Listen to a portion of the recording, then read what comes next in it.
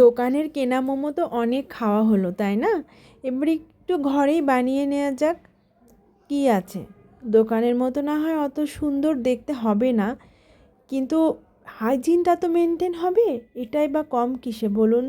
আর যে ঘরে ছোট বাচ্চা আছে ওদের দিকে তো সব সময় খেয়াল রাখতে হয়, আর ওদের বাইরের খাবারটা বেশি না দেয়াই ভালো। তো প্রতিদিন সন্ধেবেলা একটা মায়েদের চিন্তা থাকে যে আজকে কী দিব, কী খাওয়াবো। তো এই জন্য ওদের সামনে যদি এই ঘরে বানানো মোমোটা দেয়া যায়, ওরা দেখেও ভীষণ আনন্দিত হবে, খেয়েও শান্তি পাবে, আবার পুষ্টিটাও ঠিকমতো হবে। কারণ এর মধ্যে যেহেতু চিকেন আছে, আবার সামান্য কিছু ভেজিটেবলও যাচ্ছে, তো এরা সব পুষ্টিটাই পেয়ে যাবে। এই যে আমি স্টিমারে বসিয়ে দিয়েছি, আর বেশিক্ষণ লাগবে না, হয়ে যাবে। একটু চেক করে দেখবো যে স্টিকি ভাবটা আছে কি নেই, যদি না থাকে তাহলে মোমো রেডি খাওয়ার জন্য। রেডি আমার মোমো।